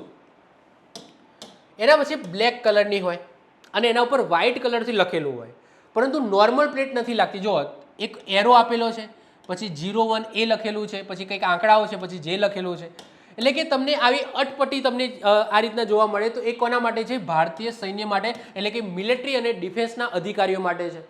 તો સંરક્ષણ મંત્રાલય હેઠળ નોંધાયેલા વાહનો જેની રજિસ્ટ્રેશન સિસ્ટમ સામાન્ય વાહનથી ઓબ્વિયસલી આખી અલગ હોય છે. તમે જુઓ આ રીતના એરો હોય, પછી GJ01A લખેલું હોય, પછી આવું લખ્યું હોય, જે લખેલું હોય, તો આખી અલગ જ અટપટી જોવા મળશે, જેમાં બ્લેક બેકગ્રાઉન્ડ હશે અને વ્હાઇટ કલરથી લખેલું હશે. તો આ સ્પેશિયલી ભારતીય સૈન્ય વાહનો એટલે કે મિલિટરી અને ડિફેન્સ માટે આ રીતની સિસ્ટમ, નંબર પ્લેટ સિસ્ટમ છે એ આખી બનાવેલી હોય છે. એના પછી લાલ પ્લેટ અને એના ઉપર રાષ્ટ્રીય પ્રતીક હોય, આ રીતના નેશનલ એમ્બેલમ હોય, લાલ કલરની પ્લેટ હોય, તો એ રાષ્ટ્રપતિ અને રાજ્યપાલ માટે વિશેષ કરીને રિઝર્વ રાખવામાં આવે છે. તો ભારતના રાષ્ટ્રપતિ અને રાજ્યોના રાજ્યપાલના સત્તાવાર વાહનો માટે આ પ્લેટ ઉપર નંબર પ્લેટના બદલે સોનેરી રંગનો શું હોય છે? અશોક સ્તંભ હોય છે, એટલે કે નેશનલ એમ્બેલમ હોય છે. તો લાલ કલરની પ્લેટ હોય અને એના ઉપર જો રાષ્ટ્રીય પ્રતીક હોય તો સિમ્પલ સમજી લેવાનું, કાં તો અત્યારની વાત કરીએ તો દ્રૌપદી મુર્મુજી જઈ રહ્યા છે, અથવા તો બધા જેટલા પણ રાજ્યો છે એમના જો રાજ્યપાલની જો ગાડી હશે તો એની અંદર આવું તમને જોવા મળશે. હવે લાલ પ્લેટ અને સફેદ અક્ષર, આ રીતના લાલ પ્લેટ હશે અને સફેદ અક્ષર હશે તો એનો મતલબ શું કે આ ટેસ્ટિંગ વાહનો છે. ટેસ્ટિંગ વાહનો સાહેબ આવું જોયું છે? મેં તો જોયું છે. આ તમને ક્યાં જોવા મળશે? તમે શોરૂમ ઉપર જાઓ, ગાડીઓના શોરૂમ ઉપર જાઓ ને તો ગાડીઓના શોરૂમ ઉપર તમને આ એક ગાડી આવી જોવા મળશે જેની નંબર પ્લેટ આવી કંઈક હશે, લાલ કલર હશે અને એમાં ઉપર વ્હાઇટ કલરથી લખેલું હશે. એ સ્પેશિયલી એ શોરૂમની રિઝર્વ કાર હોય છે, મતલબ કે શોરૂમની રિઝર્વ કાર હોય છે. તમે એમને ઘેર બોલાવો ને, શોરૂમવાળાને કહો ને કે ભાઈ ઘરે આવીને ફોર્મ ભરી જાઓ, મારી ગાડી લેવી છે, તો એક ગાડી લઈને આવશે, 2 વ્યક્તિઓ ગાડી લઈને આવશે અને એમની ગાડીને તમે ધ્યાનથી જોશો ને તો એની નંબર પ્લેટ આવી હશે. એનો મતલબ કે આ ટેસ્ટિંગ કાર છે અથવા તો એ શોરૂમની કાર છે, એ શોરૂમ માટે શોરૂમના નામે નોંધાયેલી કાર છે. ઓકે, તો ટેસ્ટિંગ વાહન અથવા ટ્રેડ સર્ટિફિકેટ અથવા તો ટેમ્પરરી હોય છે. તો નવી ગાડીના ટેસ્ટિંગ અને ડીલર પાસે હોય ત્યારે અપાતો એક ટેમ્પરરી નંબર હોય છે જે આ ટાઈપનો હોય છે. ઓકે, તો તમે જોઈ શકો છો, આવું તમે જોવાનું જ્યારે પણ શોરૂમમાં આવી એક ગાડી ઊભી જશે, ગાડીઓના શોરૂમે જે એ સ્પેશિયલી એના માટે હોય અને એમને ઘરે બોલાવે ને તો એ ગાડી જે લઈને આવે ને એમાં જો લાલ કલરની નંબર પ્લેટ જોવા મળશે. તો આ રીતના અલગ અલગ નંબર પ્લેટ હોય છે. હવે આના સિવાય પણ એક નંબર પ્લેટ હોય છે જે દેખાય છે આપણા જેવી જ, આપણા નોર્મલ જે ખાનગી વ્હીકલ છે એના જેવી જ દેખાય છે, ખાલી ફરક એટલો હોય છે કે BH હોય છે સાહેબ, BH હોય છે. અને આ સિરીઝ તમને રિઝર્વ રાખવામાં આવે છે. તમને જો BH સિરીઝ નહીં જોવા મળે. તમારી જે પણ ખાનગી વ્હીકલ્સ હોય, 2 વ્હીલર હોય, 4 વ્હીલર હોય, તો એની અંદર તમે જોજો કે ભાઈ GJ18 છે, પછી BH કે એવું કંઈ નહીં જોવા મળે. તો આ BH છે ને આ સિરીઝ સ્પેશિયલી રિઝર્વ રાખવામાં આવી છે. હવે સમજો BH નો મતલબ શું થાય? ભારત સિરીઝ. હવે આ કેમ રાખવામાં આવી છે?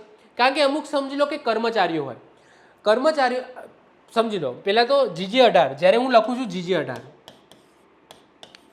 આ GJ18 છે, અહીંયા તમને BH બિહારનો BH એવું નહીં જોવા મળે. જ્યારે પણ હું GJ18 લખું છું તો આનો મતલબ શું થાય કે આ ક્યાંક ને ક્યાંક ગુજરાતની ગાડી છે. યસ કે નો? ગુજરાતની ગાડી છે. GJ18 લખું એટલે કે ગુજરાતની ગાડી છે અને ગાંધીનગરમાં રજીસ્ટ્રેશન થયેલું છે. ક્લિયર? હવે સમજી લો કે આ વ્હીકલ હું સમજી લો કે કોઈકને વેચું છું અને સમજી લો બીજા રાજ્યમાં રહે છે, રાજસ્થાન રહે છે, તો એને આખું ચેન્જ કરાવવું પડે. ઓકે, GJ18 માંથી પાછું RJ કંઈક કરાવવું પડે, ત્યાંના RTOમાં ટ્રાન્સફર કરાવવું પડે. હવે સમજી લો કે એવા કર્મચારીઓ હોય જેમને અવારનવાર એક રાજ્યમાંથી બીજા રાજ્યમાં ટ્રાન્સફર મળતું હોય, કોઈ એવા સંસ્થાઓ હોય કે એવી મોટી કંપની હોય જેમાં પણ એમના કર્મચારીઓને એક જગ્યાએથી બીજી જગ્યાએ બીજા રાજ્યોની અંદર અવારનવાર ટ્રાન્સફર મળતું હોય, તો એક આખી ઝંઝટ થાય કે ભાઈ ત્યાંના RTOમાં જાઓ અને આખું નંબર પ્લેટ છે એનું રજીસ્ટ્રેશન કરાવો. ઝંઝટ થાય કે નહીં? તો એમને સ્પેશિયલી એક BH સિરીઝ આપી દીધી જે આખા ભારતની અંદર માન્ય છે. એટલે કે સ્પેશિયલી એક BH સિરીઝ કાઢવામાં આવી છે કે જ્યારે કોઈ કર્મચારી હોય, પછી એ ખાનગી સંસ્થાના પણ હોઈ શકે. એવું જોયું ને કે માત્ર ને માત્ર સરકારી જોબ કરતા, ખાનગી કોઈ એવી સંસ્થા હોય જેમ કે અદાણીની સમજી લો કોઈ કંપની છે ગુજરાતની અંદર, હવે ત્યાંના કર્મચારીઓ કામ કરે છે. હવે એક કર્મચારીઓને અવારનવાર બીજા સ્ટેટની અંદર ટ્રાન્સફર થતું હોય, 5 વર્ષ આ સ્ટેટમાં રહે, 5 વર્ષ બીજા સ્ટેટમાં રહે, 5 વર્ષ ત્રીજા સ્ટેટમાં રહે. તો એમને જ્યારે પોતાનું વ્હીકલ હોય, તો પર્સનલ વ્હીકલ હોય, તો એમને અવારનવાર રજીસ્ટ્રેશન આખું ચેન્જ કરાવવું પડે, કારણ કે બીજી જગ્યાએ રહે તો આખું રજીસ્ટ્રેશન ચેન્જ કરાવવું પડે.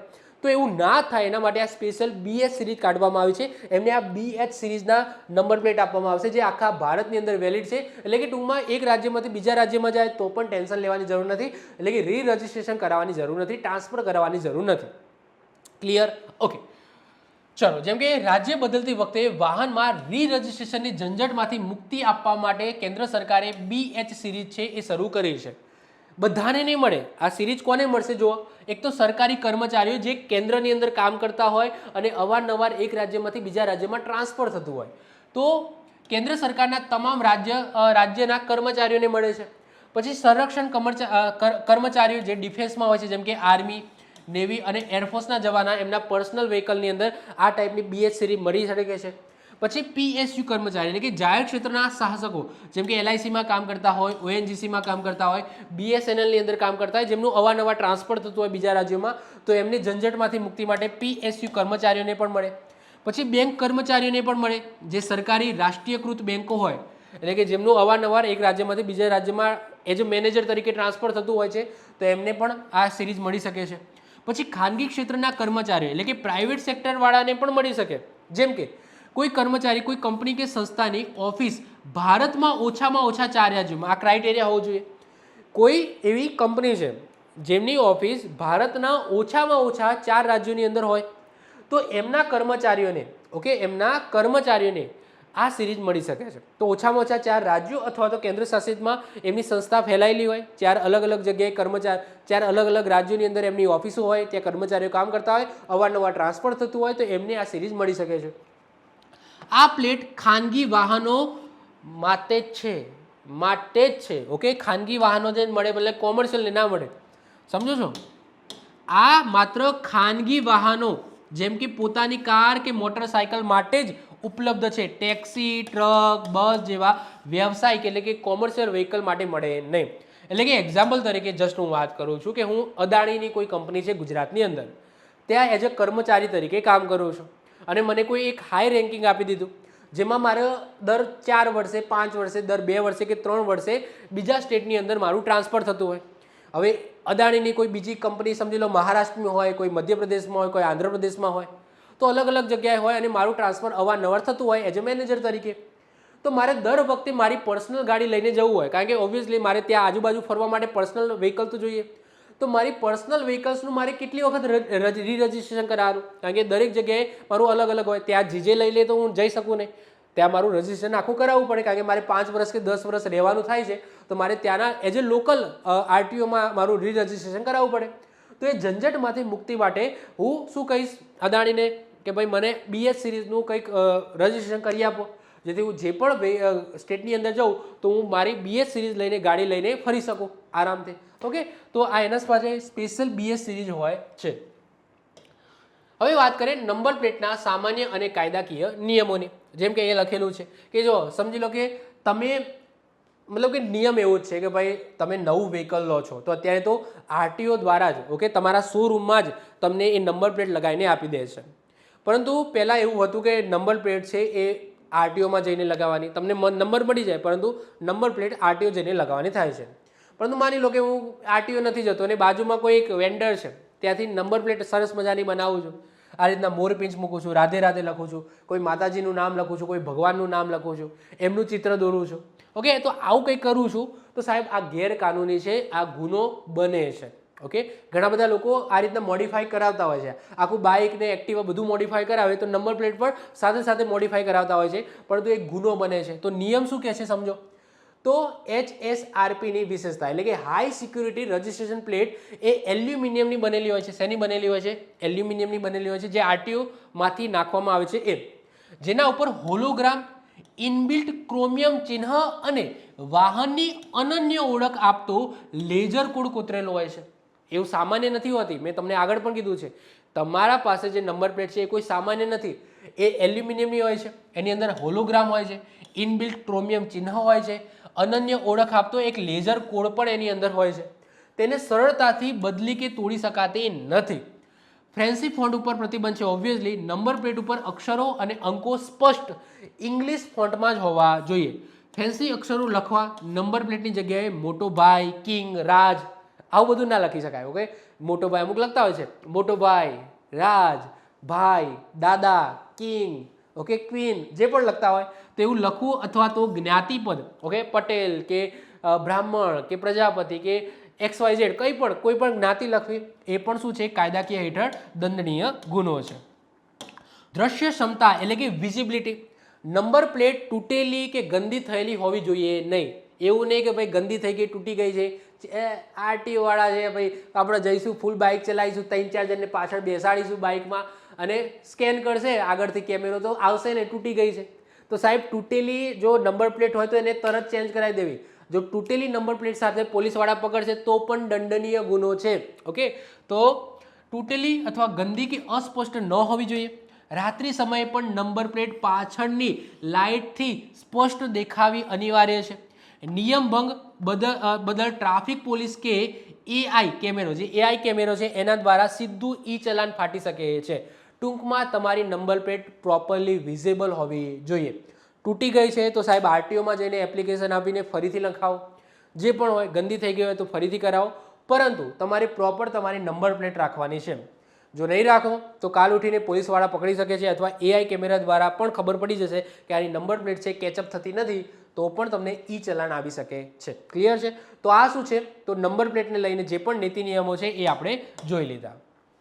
ઓકે, હવે આપણે એક છેલ્લો મુદ્દો જોવાનો છે આજના લેક્ચરનો, એ છે ભારતના હાઈવે, એના કલર કોડ દ્વારા રસ્તાની ઓળખ. તો આપણે અવારનવાર કોઈ રસ્તા ઉપર જતા આવીએ છીએ તો બાજુમાં એક માઇલસ્ટોન હોય છે. માઇલસ્ટોન ઉપર કિલોમીટર લખેલા હોય છે. જેમ કે આપણે અંબાજી જતા આવીએ છીએ તો અંબાજીનું માઇલસ્ટોન એક આખું આવતું હશે. ઓકે, દર કિલોમીટરે કે ભાઈ Ambaji 3 kilometre, Ambaji 5 kilometre, Ambaji 1 kilometre, Ambaji 7 kilometre કે અંબાજી 50 કિલોમીટર. એ શું બતાવે છે કે અંબાજી છે એ તમે અત્યારે જે જગ્યાએથી પસાર થો છો ત્યાંથી આટલા કિલોમીટર દૂર છે. એ તમારું માઇલસ્ટોન છે. હવે એ માઇલસ્ટોનના અલગ અલગ કલર કોડ હશે.